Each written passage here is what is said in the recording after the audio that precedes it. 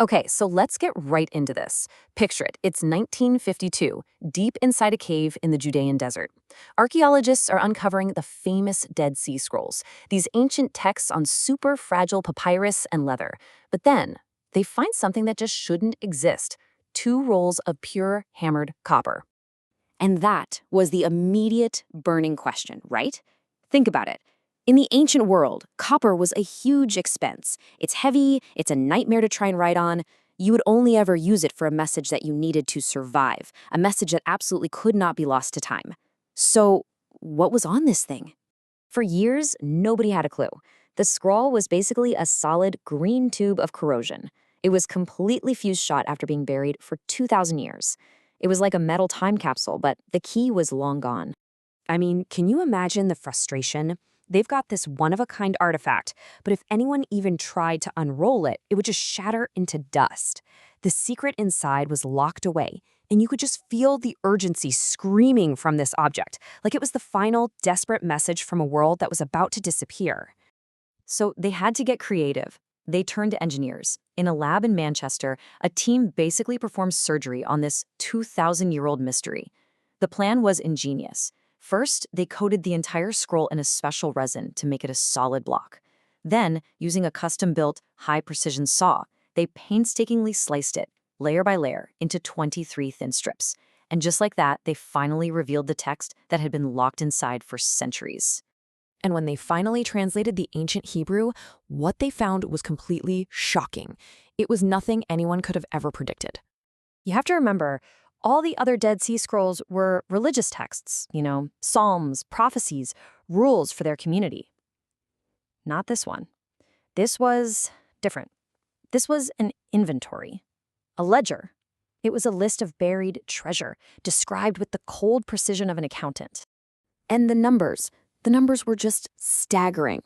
First up, the scroll list caches that add up to 26 tons of gold. No, that is not a typo, tons. And if that wasn't enough, it then adds another 65 tons of silver to the hoard.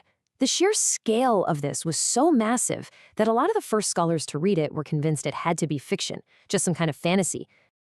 Just based on the weight of the gold and silver alone, the estimated value today is somewhere around $5 billion. And that's not even counting the priceless historical value of the items themselves.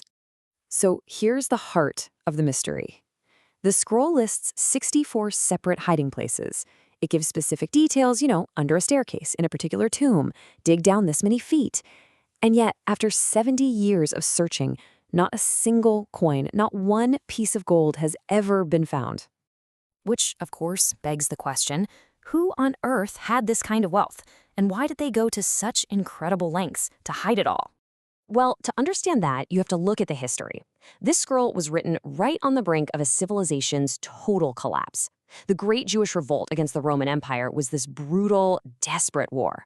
And in 70 CE, the Roman legions sacked Jerusalem and burned the Second Temple, the very heart of Jewish culture and finance, to the ground.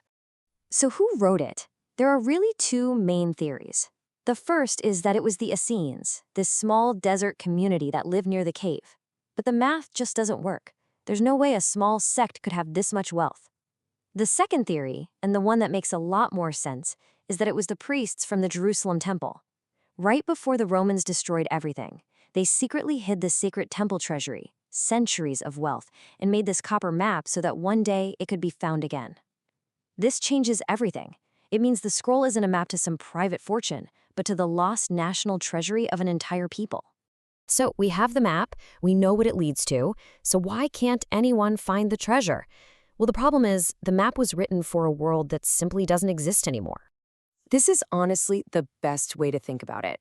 The clues on the scroll refer to landmarks and place names, a certain water channel, a specific family's tomb, that were common knowledge 2,000 years ago, but are completely lost to us today.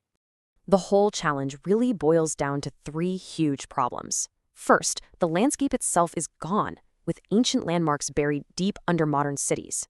Second, the language is cryptic. It mentions places like the House of Hakos, a name that means absolutely nothing to anyone today. And finally, even if we could figure out a location, a lot of the probable search areas are now totally inaccessible. sitting under buildings or stuck in politically sensitive areas. So after all this time, we're left with one of history's greatest cold cases. But, maybe the real value of the Copper Scroll isn't the gold or the silver at all. This quote really puts it all into perspective. The scroll isn't just a treasure map, it's an act of defiance. In the face of total annihilation, someone took the time to methodically record what they were trying to save. It's a powerful testament to the human will to preserve a culture, a memory, and a hope for the future, even against impossible odds. The scroll did its job. It survived. The message was delivered. And it leaves us all with one final haunting question. After 2,000 years of silence, is the treasure it's so carefully guarded still out there, just waiting beneath the earth?